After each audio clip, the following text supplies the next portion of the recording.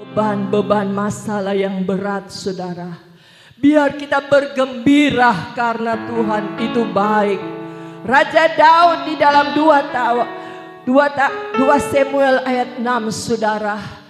Pada waktu tabut itu datang, dia bersuka cita. Dia memuji-muji Tuhan dengan berlompat-lompat. Kita memuji Tuhan karena Dia baik di dalam kehidupan saya dan saudara. Kita tinggalkan segala beban dan masalah kita. Kita bersuka cita karena Tuhan. Kita berkumpul bersama, kita berdiri semua menyanyi kor ini dengan satu kebebasan. Oh haleluya, Tuhan itu baik, haleluya. Oh haleluya. Oh amin. Haleluya.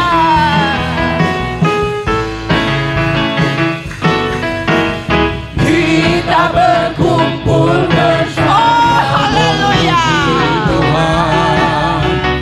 Meninggikan namanya Yesus.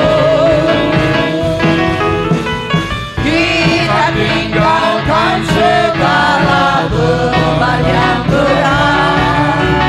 Puji dengan hati kita berkumpul. Kita berkumpul bersama. Oh haleluya. Biar kita tinggikan nama Yesus saja. Haleluya. Kita tinggalkan segala beban kita berat, kita tinggalkan. Puji dengan hati kesukaan. Kesukaan dari Tuhan. Oh kesukaan Tuhan, kekuatan kita, kekuatan saudara. Haleluya. Angkat suara dan bersorak kepadanya. Kesukaan Tuhan kekuatan. Glory, haleluya, amen.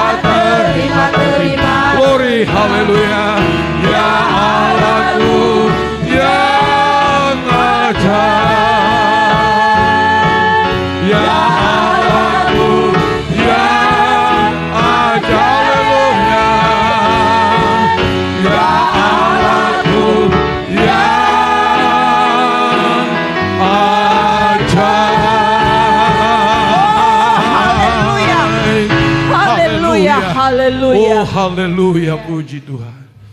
Amin. Saat ini saudara, saat yang tidak menentu ya. Makin susah ekonomi dan susah. Tetapi kasih Tuhan tidak pernah tinggalkan saya dan saudara. Dia menolong kita. Dia mengadakan apa yang kita perlukan.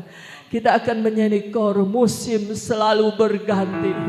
Tetapi kasih Tuhan tidak pernah meninggalkan saya dan saudara. Haleluya. Oh ramatagala malamal. Haleluya, haleluya. Kita tidak pernah sendiri.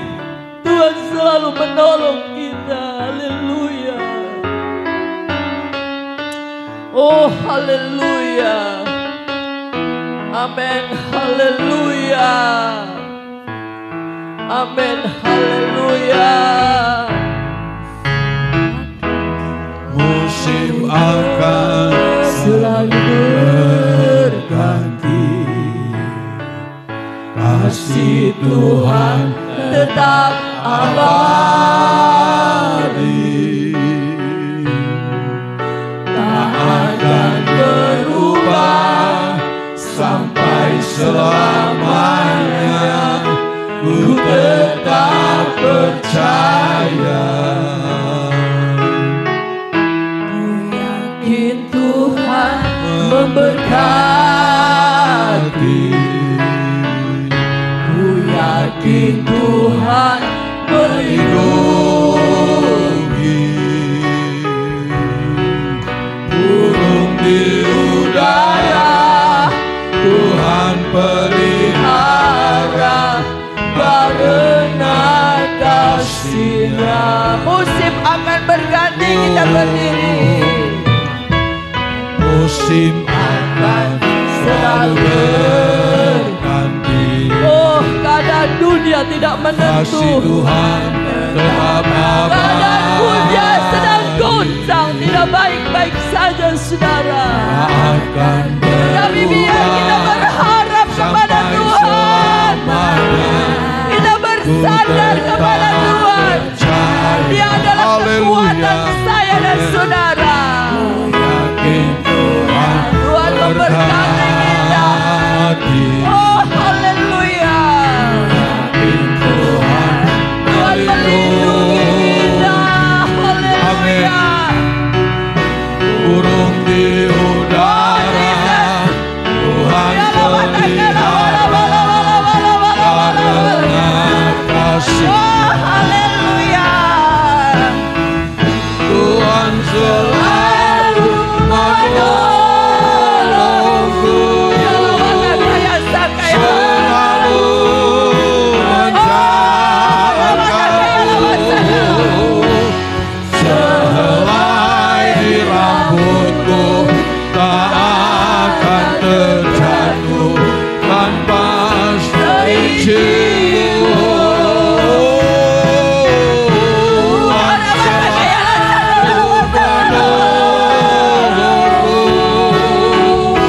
selalu menjagaku. Dia mengenyangkanku dan peliharaku seumur hidup. Oh haleluya Rabnya. Tuhan selalu menolongku, selalu menjaga. Haleluya. Beri amin.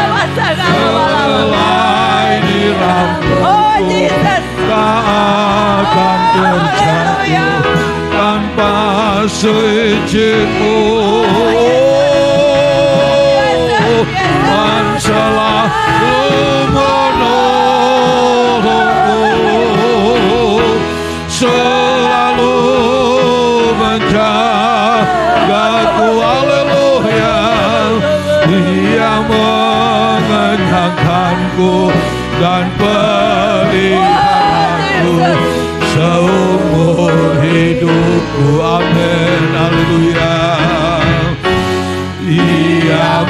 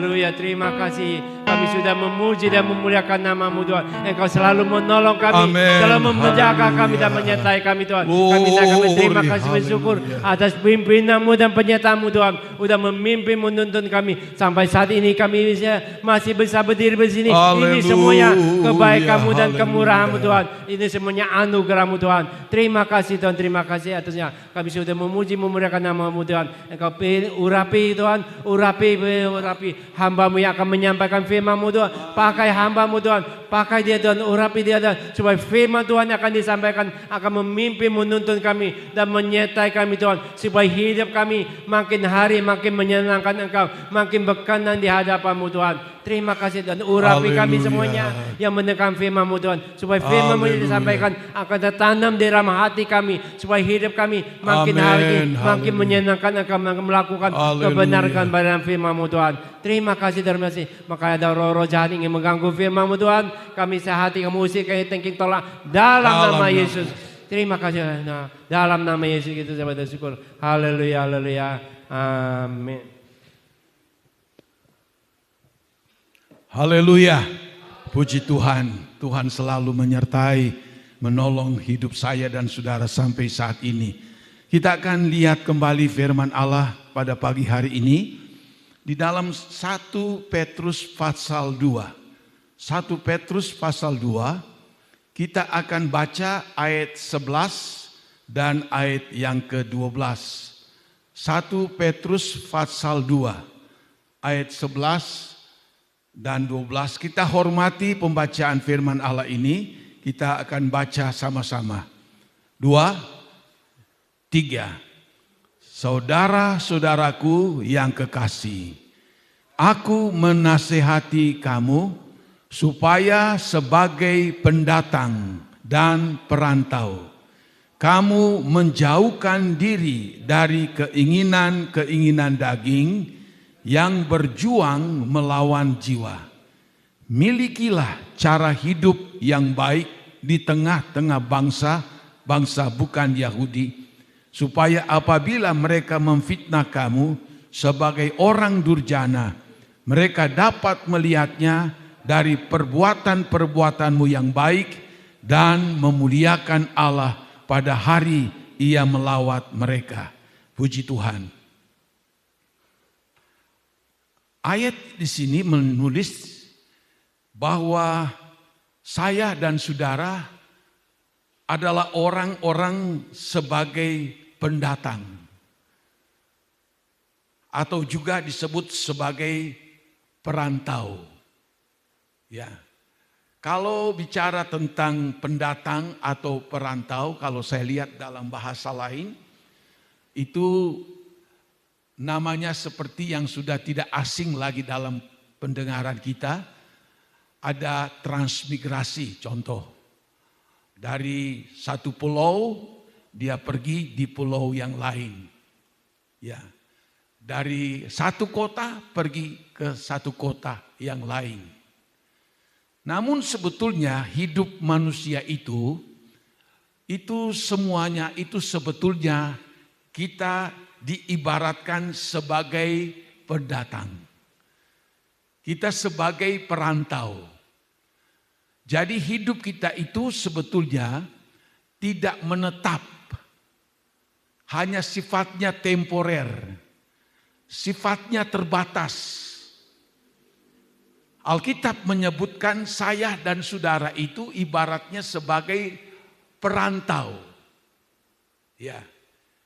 Perantau atau disebutkan sebagai pendatang.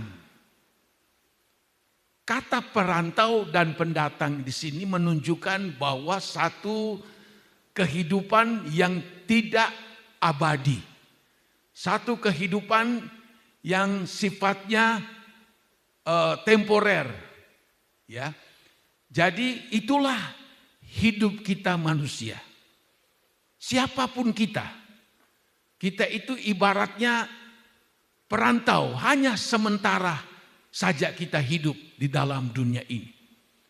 Bahkan kita disebut sebagai pendatang, siapapun kita. Sebab dunia ini bukan tempat kita selama-lamanya. Dunia ini bukan diberikan Allah untuk jadi tempat kediaman kita sampai pada keabadian. Tidak. Ya, selain hidup kita dibatasi dengan waktu, hidup kita pun dibatasi juga dengan umur. Jadi kita diibaratkan di sini sebagai perantau saja, sebagai pendatang saja. Jadi sifatnya itu sementara adanya. Nah, Alkitab menyebutkan kita hanya sebagai pendatang, tidak menetap dalam dunia ini.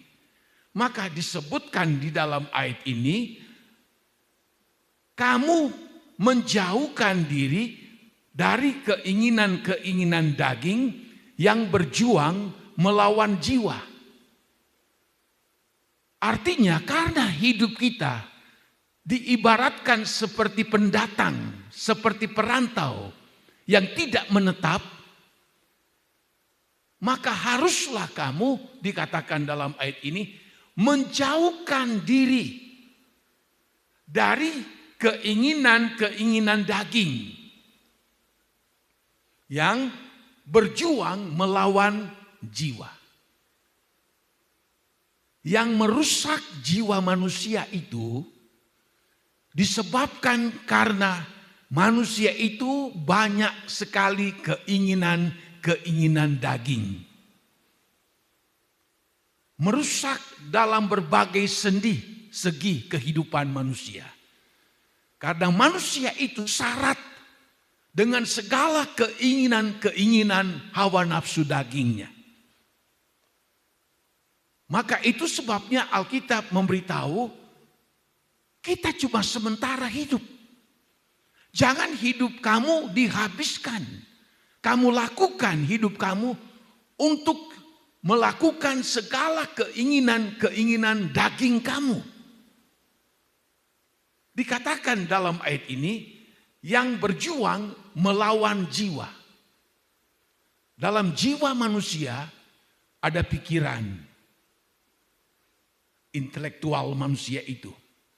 Lalu kedua ada emosi atau perasaan. Dan yang ketiga adalah kemauan atau keinginan. Ini pikiran-pikiran manusia, perasaan-perasaan manusia, keinginan-keinginan manusia, itu selalu berjuang. Untuk apa? Melawan segala keinginan-keinginan daging itu.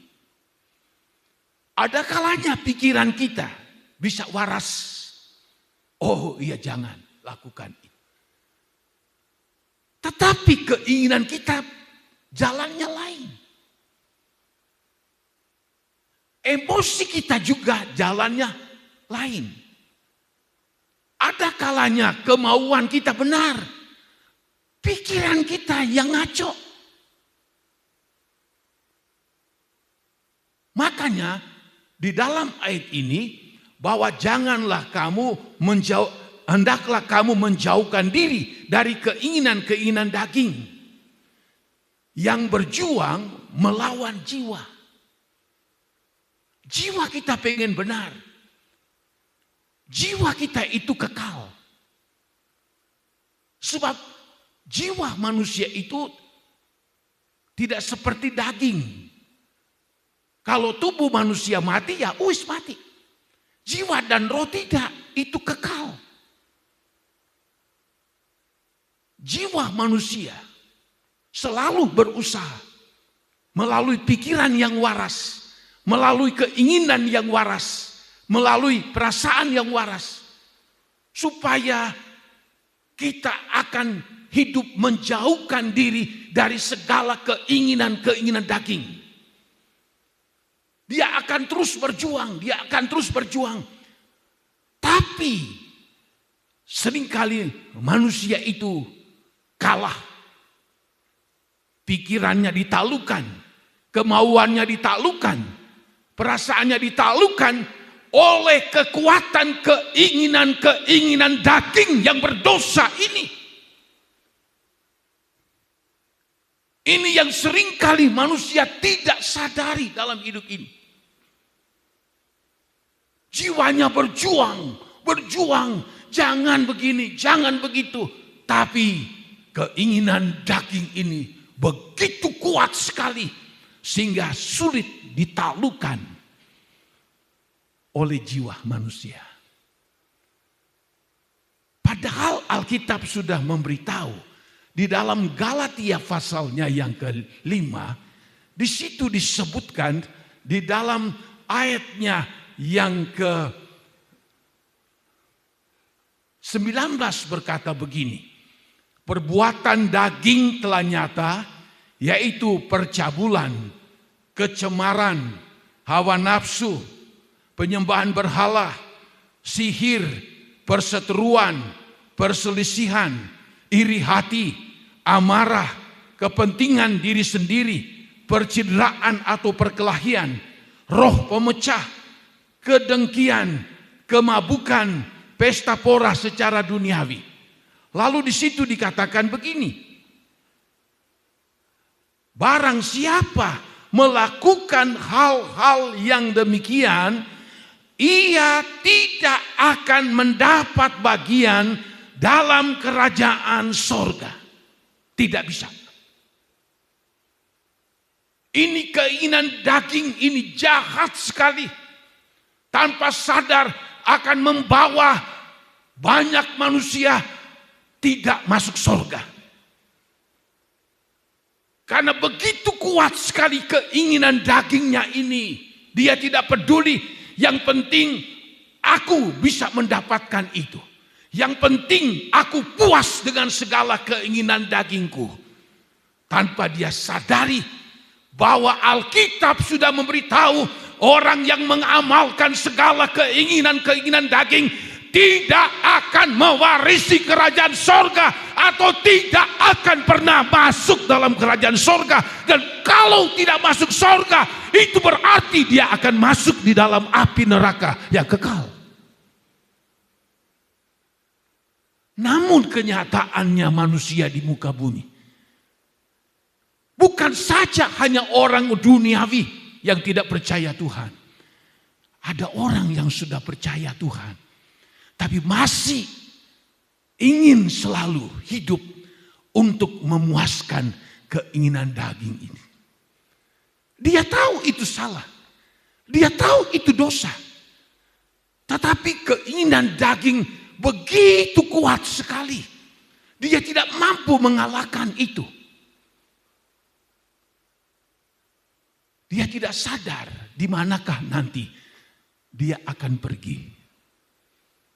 Dalam ayat ini ada 16 keinginan-keinginan daging yang ditulis secara jelas dalam ayat ini.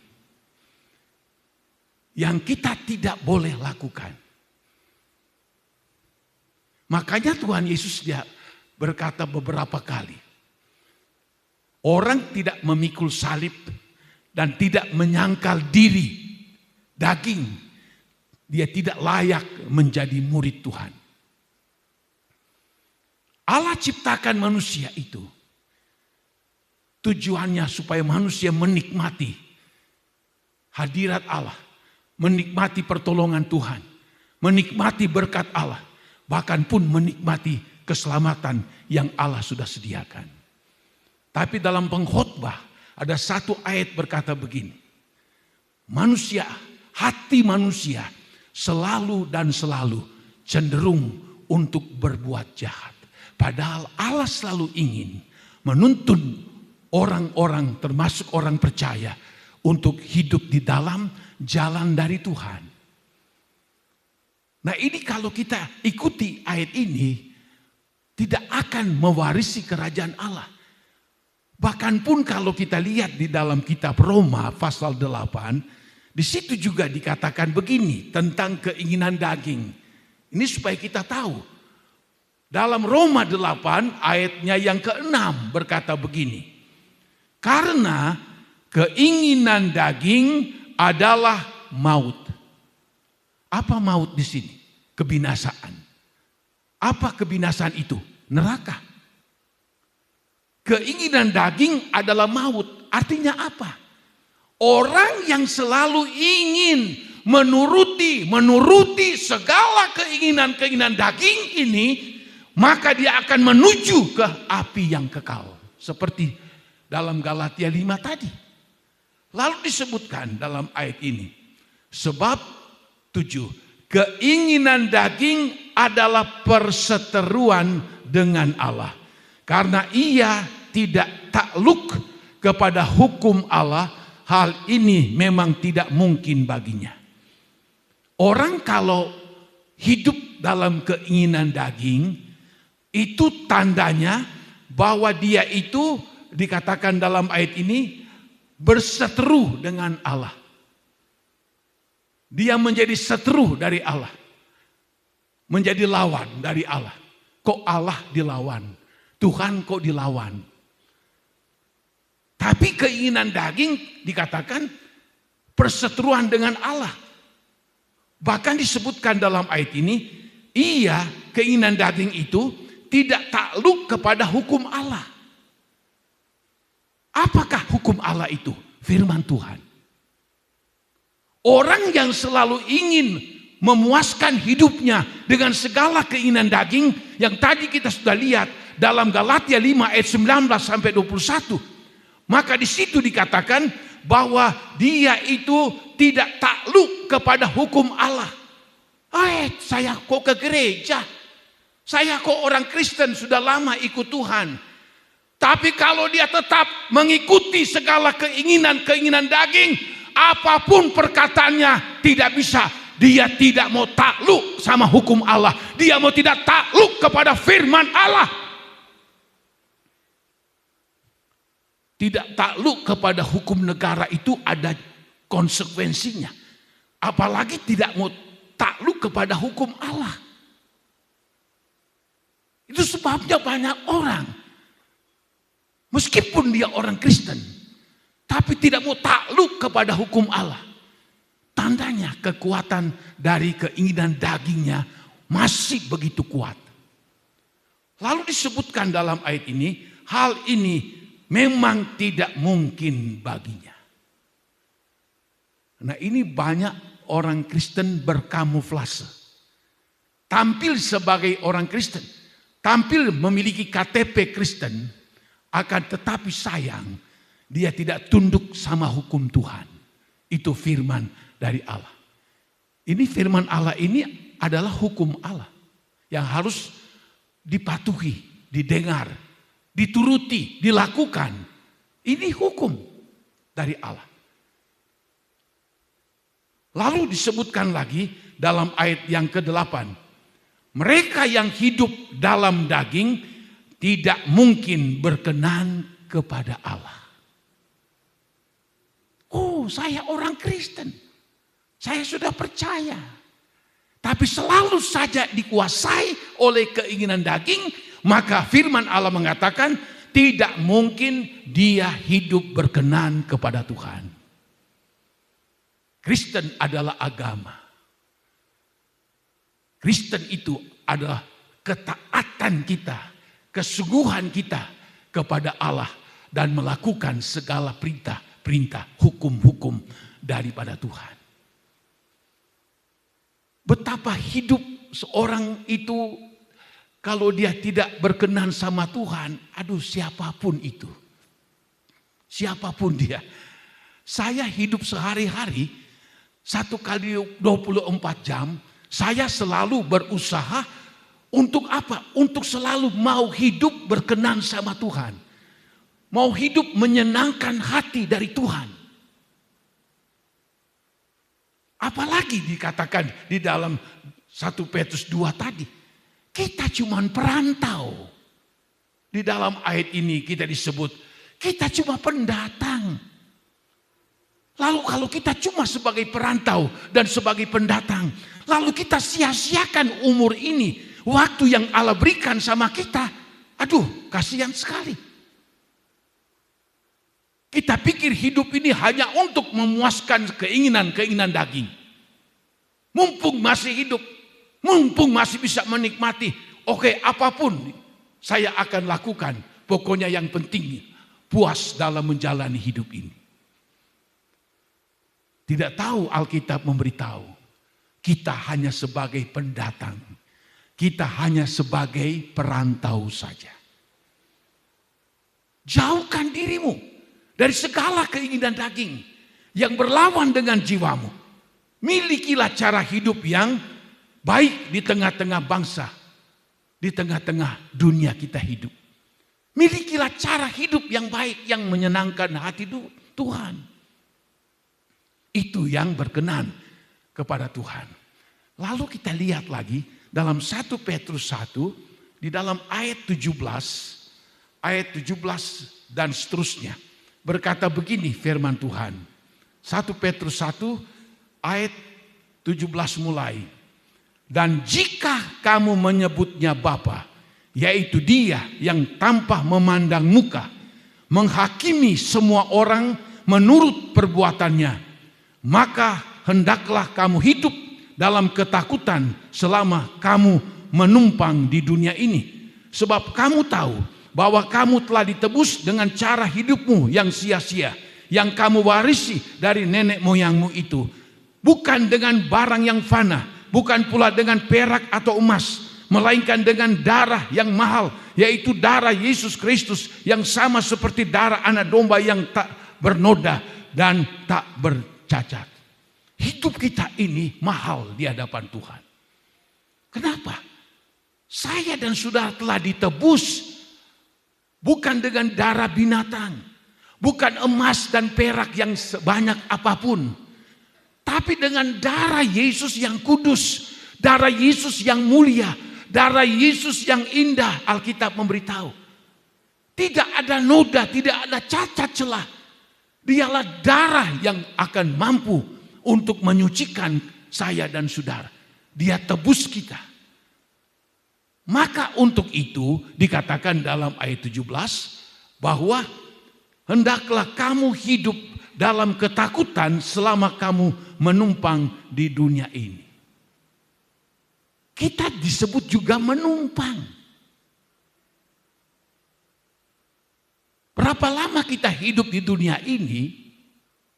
Di rumah kita punya rumah, kita punya tempat tinggal barangkali. Tapi itu pun ibaratnya kita disebut cuman menumpang.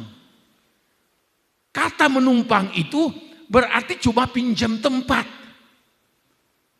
Bisa juga mungkin cuman kontrakan. Tidak menetap. Itulah hidup kita.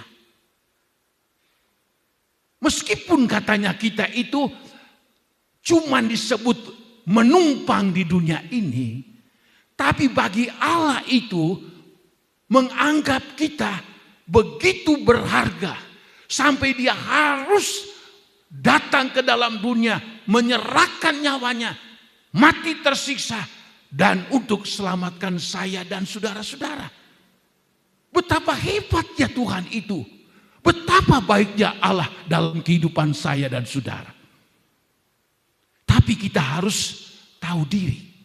Dalam ayat yang ke-17, jika kamu menyebutnya Bapa atau Allah, yaitu Dia yang tanpa memandang muka menghakimi semua orang menurut perbuatannya. Allah itu tidak bisa memandang muka. Dia tidak bisa disogok oleh siapapun. Penghakiman di dunia banyak sekali kita dengar dalam pengadilan supaya tidak dihukum berat akan disogok, dikasih uang. Hukumannya berat tapi jadi ringan.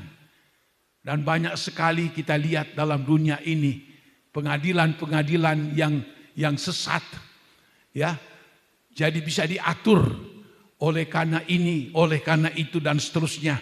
Tapi Tuhan tidak memandang bulu. Mau dia orang terkenal sekalipun, maupun dia seorang public figure sekalipun, maupun dia seorang pendeta sekalipun, maupun dia sebagai jemaat sekalipun, maupun dia sebagai pelayan sekalipun, Tuhan tidak memandang muka dalam ayat ini. Ya, tanpa memandang muka menghakimi semua orang menurut perbuatannya. Tuhan itu adil, tidak bisa disogok. Makanya ada buku yang menulis semua perbuatan-perbuatan manusia di muka bumi ini. Dan dia akan hakimi menurut perbuatannya selama dia hidup di dunia ini. Kalau nanti kedapatan ternyata dia orang Kristen, tapi 16 hal yang ada dalam Galatia 5 ayat 19-21, di situ yang menuliskan tentang keinginan-keinginan daging, dia tidak mampu menguasai semuanya itu, maka alamat bagi dia akan dimasukkan ke dalam api neraka yang kekal. Sebab hakim itu adalah adil. Itulah Tuhan Yesus Kristus. Dan dia tidak memandang muka. Ada orang berbuat dosa, berbuat kejahatan. Saya nggak dilihat oleh istri, nggak dilihat oleh suami, nggak dilihat oleh pendeta, nggak dilihat oleh siapapun. Ya udah, terabas aja. Tuhan tidak memandang muka. Dan mata Tuhan itu ada dalam kitab Ayub, dalam kitab Mazmur, dan ada beberapa kitab. Di situ dikatakan begini. Tidak ada bayang gelap sekalipun yang tak terlihat oleh Allah. Semua jelas di pemandangan Tuhan. Engkau akan membuat di tempat gelap sekalipun tidak ada tahu, tapi Tuhan tahu semuanya itu. Dia akan menghakimi dengan adil, dan katakan dalam ayat ini dengan semua menurut perbuatannya. Jadi kita bisa koreksi diri kita. Selama ini apa perbuatan kita menyenangkan Tuhan? Perbuatan kita menyukakan hati Tuhan? Atau sebaliknya, kita bisa koreksi sendiri. Lalu dikatakan, maka hendaklah kamu hidup dalam ketakutan. Ketakutan di sini bukan kepada manusia, tapi ketakutan kepada Allah. Selama kamu menumpang di dunia ini. Selama kamu menumpang. Kamu cuma numpang, kita cuma numpang hidup di dunia. Sebaik apapun rumah kita, seindah apapun rumah kita cuma numpang aja. Namanya numpang. Apakah engkau hidup di kontrakan? Tidak masalah. Engkau punya rumah mungkin sederhana, tidak masalah. Kita kok cuma numpang di dunia ini? Cuma numpang. Maka untuk itu, karena kita sadar kita cuma numpang, kita cuma sementara, maka haruslah kita takut akan Tuhan. Sungguh-sungguh takut akan Tuhan. Takut akan Tuhan ini luas sekali pengertiannya. Ya, ada takut Tuhan ini diartikan 3 hal. Ada takut Tuhan dalam bahasa Greka, takut karena mungkin seperti kita mendadak ada ular di depan. Takut. Itu ada rasa takut seperti itu. Kedua, ada takut yang wajar. Misalnya kita mau menyeberang, ada mobil, takut, jangan nyeberang dulu. Tapi ada yang ketiga, takut akan Allah. Eia namanya dalam bahasa Greka. Itu artinya apa? Memiliki rasa takut yang sungguh-sungguh kepada Tuhan dan rasa hormat yang sungguh-sungguh kepada Tuhan. Ini yang ditulis dalam ayat ini. Kita harus memiliki rasa takut dan rasa hormat yang sungguh-sungguh kepada Tuhan. Sebab kalau kita memiliki rasa takut akan Allah seperti ini, kita tidak akan melakukan 16 keinginan-keinginan daging ini. Kalau kita memiliki rasa takut akan Tuhan, pasti kita tidak menuruti keinginan daging. Pasti kita tunduk kepada Allah. Pasti kita takluk kepada Allah. Tapi kalau orang tidak takut akan Allah, ya sudah, percuma. Dan juga hormat akan Tuhan. Dalam Mazmur pasal 2, di situ dikatakan begini. Hendaklah kamu beribadah kepada Allah dengan takut dan gentar, dan ciumlah kakinya. Zaman dulu masih berlaku sekarang di beberapa Timur Tengah. Rasa hormat mereka kepada orang tua mereka atau kepada seorang guru, rabi, mereka tidak saja mencium tangan, tapi mereka mencium kaki. Orang tua mereka kah? Sebagai tanda sangat-sangat hormat kepada orang tua dan kepada Tuhan.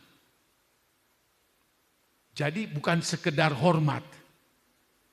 Di dalam Mazmur, saudara lihat itu di dalam Mazmur pasal 2 ayat 11 dan 12. Saudara baca di rumah, jangan pikir wah ini cuma asal comot. Ada ayatnya mengatakan begitu. Kenapa ditulis dengan gemetar kita datang beribadah? Mencium kakinya. Gemetar bukan cuma sekedar takut. Gemetar ini menunjukkan rasa takut yang dalam kepada Tuhan. Tidak main-main. Bagaimana caranya kita hormati ibadah? Jangan sementara ibadah kita main HP. Jangan kita ibadah keluar masuk, keluar masuk, keluar masuk. Itu namanya tidak menghormati Tuhan. Ibadahlah kepada Allah dengan takut dan gemetar. Ciumlah kaki dari Tuhan. Sebagai tanda apa mencium kaki? Tanda hormat yang sangat dalam.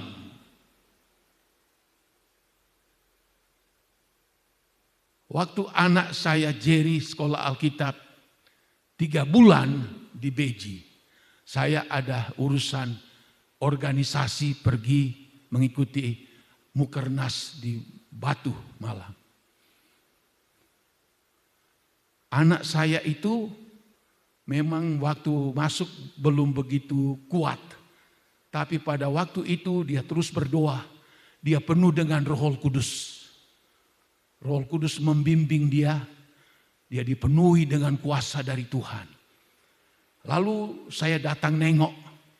Hari kedua acara saya datang nengok. Sebab jaraknya mungkin sekitar 10 kilo dari hotel tempat kami beracara. Saya datang, dia begitu gembira. Dia pegang tangan saya. Dia tidak peduli itu lagi istirahat. Orang lagi bebas, lagi istirahat. Siang-siang. Lalu dengan nada menangis. Papi terima kasih Papi. Terima kasih semua. Doa-doa Papi. Lalu dia geret tangan saya. Mau kemana? Di asrama itu ada gedung 2 lantai. Masuk ada gang itu. Sambil menangis dia ucapkan terima kasih. Tuhan begitu baik. Papi sangat baik. Dan saya kaget saudara. Dia berlutut. Lalu dia cium kaki saya. Saya jangan. Enggak, dia cium kaki saya. Saya baru tahu. Ternyata bukan hanya sekedar ekspresi.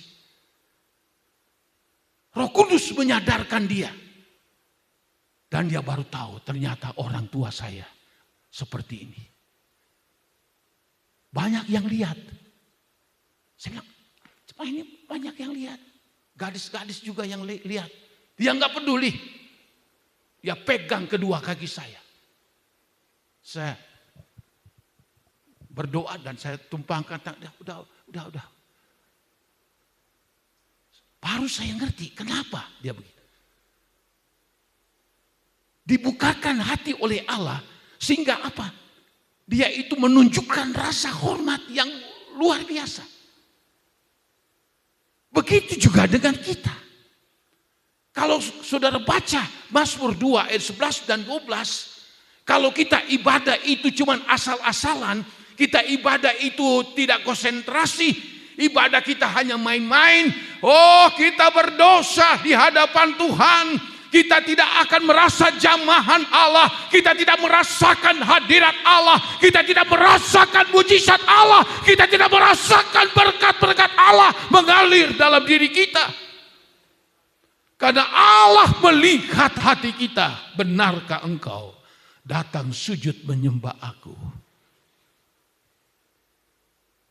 Saya saja waktu anak saya pegang kaki, cium, saya nangis. Kok bisa seperti ini? Dan saya tahu dalam Mazmur 2 itu begitu juga dengan Tuhan. Sehingga kita bisa tahu di mana kita berada. Kalau kita ada di luar, tidak apa-apa. Tapi kalau kita sudah ada dalam rumah Allah, itu kesempatan untuk kita datang menyembah, memuji Allah yang begitu baik dalam hidup saya dan saudara. Hendaklah kamu takut dan hormat akan Tuhan. Kita cuma numpang di dunia ini. Kita sudah dibeli dengan harga yang lunas dibayar. Dengan darahnya yang kudus. Bayangkan saudara-saudara. Coba renungkan sedikit. Siapa yang menebus kita? Kalau bukan Tuhan Yesus. Siapa yang membayar melunasi dosa-dosa kita yang banyak? Kalau bukan Tuhan Yesus. Siapa yang membebaskan kita dari api neraka? Kalau bukan Tuhan Yesus. Makanya Alkitab menyebut supaya kita tahu menghormati akan Tuhan. Dengan rasa takut akan Tuhan. Sebab dia nanti akan datang menghakimi. Tidak akan memandang muka siapapun orang itu. Menurut perbuatan-perbuatannya selama ada di muka bumi ini. Maka di dalam ayat ini, maka hendaklah kamu hidup dalam ketakutan selama kamu menumpang di dunia ini. Ada ayat yang seringkali disentil, tidak apa juga kita lihat dalam Ibrani pasal 12, ayatnya yang ke-28 berkata begini. Jadi karena kita menerima kerajaan yang tidak tergoncangkan, marilah kita mengucap syukur dan beribadah kepada Allah menurut cara yang berkenan kepadanya dengan hormat dan takut.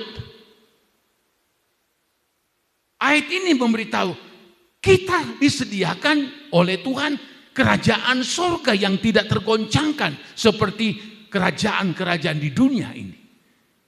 Kerajaan surga tetap kekal selama-lamanya. Oleh sebab kita akan menerima kerajaan yang tidak tergoncangkan itu surga, maka Alkitab memberitahu bahwa marilah kita mengucap syukur. Pertama, mengucap syukur. Jangan kita mengucap syukur waktu kita cuma sehat doang. Waktu cuma kita diberkati doang. Mengucap syukurlah di dalam segala sesuatu.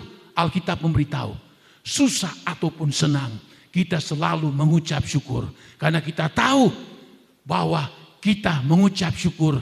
Karena yang penting saya telah diselamatkan oleh Tuhan. Mengucap syukur dan terus mengucap syukur kepada Tuhan. Lalu beribadahlah kepada Allah menurut cara yang berkenan kepada Allah. Kalau sampai ada ayat yang berkata begini, bisa saja banyak ibadah yang tidak berkenan kepada Allah. Ada banyak-banyak ibadah yang tidak berkenan sama Tuhan. Berarti ada banyak ibadah seperti itu. Kenapa? Bagaimana sih ibadah yang berkenan kepada Allah?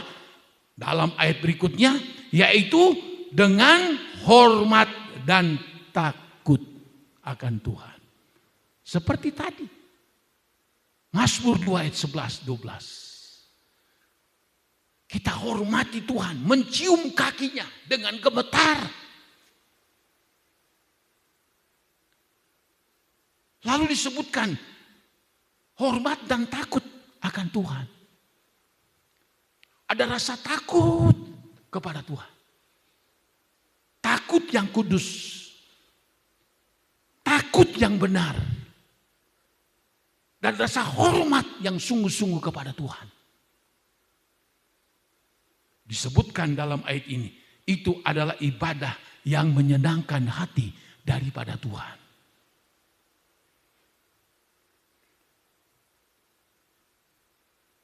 Bagaimana sih kita menyenangkan hati Tuhan? Makanya dalam ibadah itu bukan sekedar, nanti ada dulu doa dulu pembukaan. Lalu habis doa pembukaan, maka ada tim singer nyanyi, main musik naik semua. Lalu kita mulai memuji-muji Allah. Lalu setelah itu berdoa lagi, lalu dengar firman Allah. Habis dengar firman Allah, berdoa lagi. Lalu nanti sampai penutupnya. Bukan hanya seperti itu. Bagaimana sikap hati kita dalam beribadah kepada Tuhan. Melalui pujian dan penyembahan kita kepada Tuhan. Sejauh mana kita memberi tubuh ini. Roma 12 ayat 1. Kita persembahkan kepada Tuhan. Hati kita persembahkan kepada Tuhan. Kita akan berkata, Tuhan, aku tidak dapat balas kebaikan-Mu, kemurahan-Mu, anugerah-Mu begitu melimpah. Aku hidup sampai saat ini, aku dapat diselamatkan. Ini semua karena kebaikan Tuhan. Aku tidak dapat balas semuanya itu Tuhan. Selain aku memberikan tubuhku, aku memberikan hatiku untuk datang memuji, menyembah Engkau dalam roh dan kebenaran. Oh, Allah di sorga melihat itu. Dia senang menyenangkan hati dari Tuhan. Puji Tuhan saudara, saya melihat seringkali belum waktunya ibadah, sudah jemaat, sudah banyak yang datang. Aduh, menghargai ibadah. Tuhan disenangkan dengan cara, sebab kita bersiap diri untuk apa? Menyenangkan hati Tuhan. Melalui pujian dan melalui penyembahan kita. Ibadah yang berkenan, yaitu hormat dan takut akan Tuhan. Berapa lama sih kita akan beribadah seperti ini?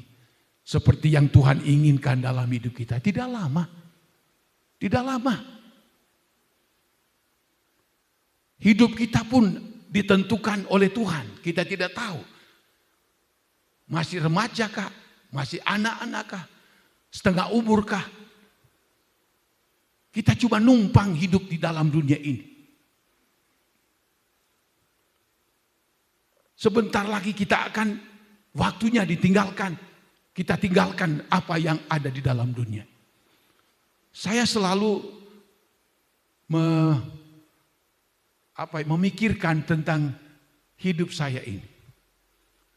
Saya hanya hitung berapa bulan lagi, mau 73. Jadi saya numpang di dunia ini sejak dilahirkan. Berarti sudah sebentar lagi 73. Saya berpikir begini. Terima kasih Tuhan, saya bisa dapat umur segini. Namun di satu sisi saya juga berpikir, Tuhan, berapa lama lagi aku akan numpang di sini? Kalau menurut Mazmur 90, hidup manusia itu adalah 70 ataupun sampai 80. Tapi kebanggaannya adalah kesukaran dan penderitaan. Mazmur 90 juga memberitahu, hidup manusia itu seperti mimpi. Yakobus juga memberitahu bahwa hidup manusia itu seperti uap. Cuma sebentar kelihatan lalu hilang. Kalau saya bandingkan Mazmur 90 ini, aduh Tuhan, saya sudah 70 lebih lagi. Banyak sekali teman saya sudah tidak ada. Saya berpikir, terima kasih Tuhan. Saya tidak menuntut Tuhan kasih saya umur panjang. Ada seorang nelepon kepada saya. Waduh, sudah umur tua. Dia panggil saya nama saja. Benny, saya tidak mau umur tua. Siksa. Aduh, nggak mau umur saya tua-tua begini. Siksa hidup saya.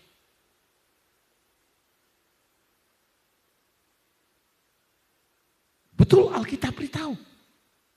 Kebanggaan 780, kesukaran dan penderitaan. Nah, kalau sudah banyaknya kesukaran, penderitaan atau penyakit, berarti sudah mulai lampu kuning. Lampu kuning itu berarti sudah was-was. Sebentar hijau ataupun merah. Game. Saya masuk sekolah umur 5 tahun kelas 1. Saya ingat, masih ingat sampai sekarang. 5 tahun saya masuk sekolah. Waktu masuk sekolah, saya masih ingat guru yang ngajar. Dan saya masih ingat guru Enci, seorang ibu. Siapa yang memberi jawaban tepat yang benar, keluar, artinya boleh pulang ke rumah. Saya ingat sekali. Dia beri ibu guru kasih pertanyaan, tak. Saya angkat, jawab. Boleh keluar. Oh, saya senang sebab banyak yang belum. Saya sudah keluar duluan. Saya masih ingat. Sampai sekarang. Kalau disebut sebagai numpang, iya. Umur 5 tahun saya masih ingat. Masuk sekolah. Betul-betul cuma numpang. Kita tidak tahu kapan lagi. Saya juga bilang sama istri kalau ngobrol, Tuhan, udahlah. Kalau Tuhan mau ambil, jangan sampai tua. Tapi sakit. Tua lalu penyakitan percuma juga. Ya sebab 70-80 tahun. Kebanggaannya kesukaran dan penderitaan. Cuma numpang. 1 Petrus 2 katakan. Sebab kita cuma perantau di dunia ini. Hiduplah dengan baik. Hiduplah, jangan sampai kamu hidup memuaskan segala keinginan daging kamu. Kamu cuma numpang, 1 Petrus 1 ayatnya yang ke-17-19. Cuma numpang. Hiduplah takut akan Tuhan. Sebab nanti akan dihakimi oleh Tuhan menurut perbuatan-perbuatan kamu. Kalau kita ambil dari sejak kita lahir sampai dengan umur kita sekarang ini, siapapun engkau, pemuda, remaja, bapak-bapak, ibu-ibu yang sudah tua, sudah masuk lansia, sudah 70 tahun ke atas, kita cuma numpang. Maka untuk itu kita harus sadar, karena kita cuma numpang, sebab Tuhan sudah sediakan ada tempat yang baik, jauh lebih indah, jauh lebih mewah, jauh lebih mulia, jauh lebih senang daripada apa yang ada di dalam dunia ini. Itulah sorga yang kekal selama-lamanya. Lalu ada kota Yerusalem baru. Oh, luar biasa. Begitu indah, begitu mulia. Alkitab memberitahu tentang tempat kediaman daripada Allah. Dan di situ Alkitab sudah memberitahu bahwa di sanalah kita akan hidup senang, kekal, sampai selama-lamanya. Sampai selama-lamanya. Tapi sebaliknya juga, mereka yang tidak masuk surga, mereka masuk neraka, mereka juga akan hidup menderita di dalam api neraka sampai selama-lamanya. Kita pilih saja. Pilih. Ya. Hidup ini adalah pilihan. Kalau kita mau memilih, supaya kita yang masih numpang sebagai perantau, kita ambil keputusan, Tuhan, aku mau menyenangkan Engkau. Aku takut dan hormat sama Tuhan. Aku jauhkan segala keinginan-keinginan daging yang berdosa ini Tuhan. Aku hidup benar supaya nanti kelak aku akan mati. Maka saya akan mewarisi hidup bersama dengan Tuhan. Hidup kekal, senang sampai selama-lamanya. Tuhan memberkati kita. Kita masuk di dalam doa. Haleluya.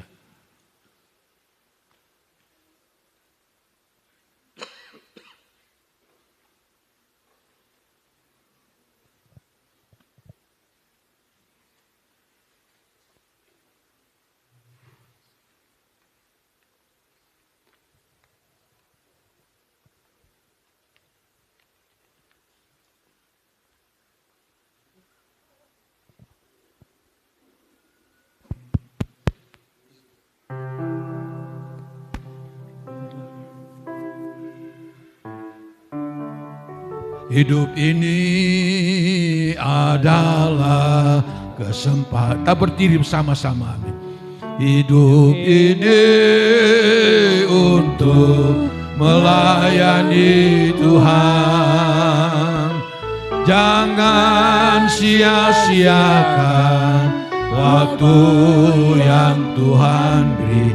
Hidup ini harus jadi hidup ini adalah kesempatan.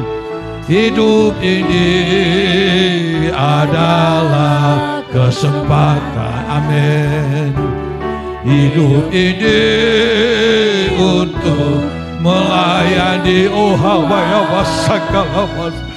Jangan sia-siakan waktu yang Tuhan. Hidup ini harus jadi berkah. Oh Tuhan, oh Tuhan, pakailah hidupku selagi aku masih kuat. Bila saatnya nanti ku tak berdaya lagi, hidup ini sudah jadi berkah. Oh,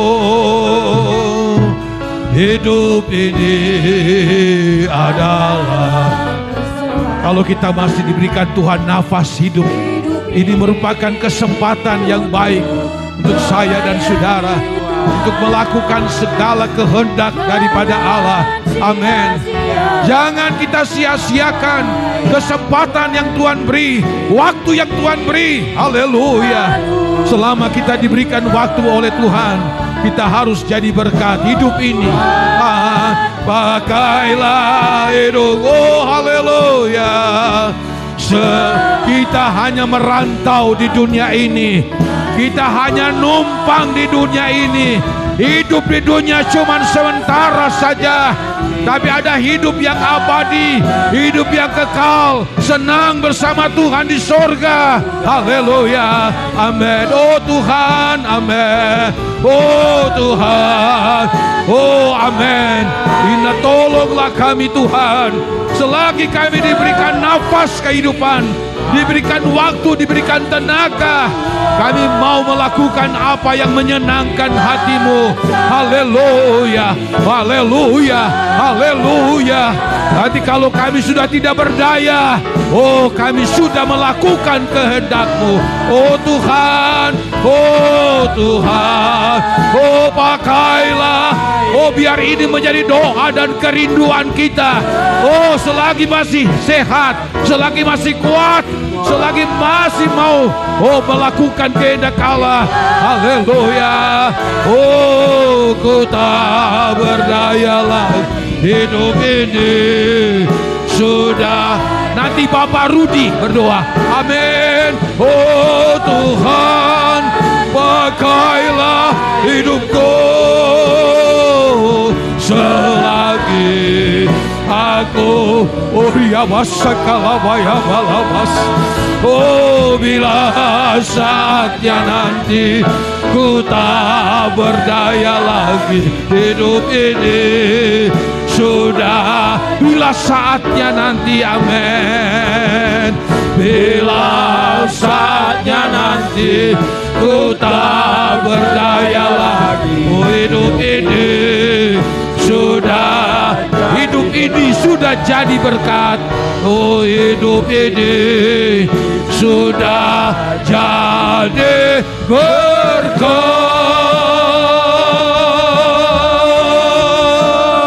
Amin, haleluya, haleluya.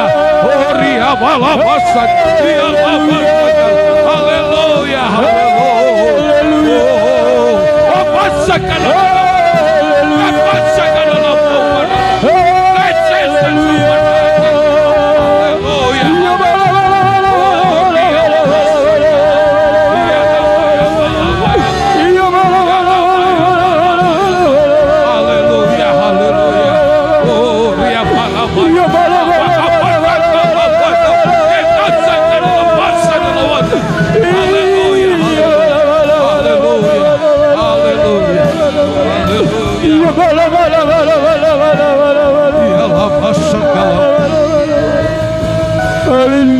haleluya, haleluya, haleluya, Glory, haleluya Yesus.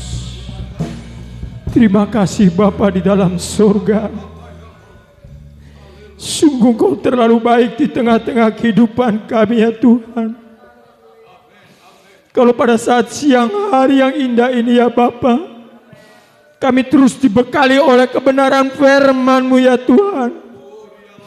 Hanya firman-Mu yang menyadarkan kehidupan kami ya Bapa. Bahkan hanya firman-Mu yang sanggup mengubah kehidupan kami ya Tuhan. Terima kasih Bapa di dalam surga.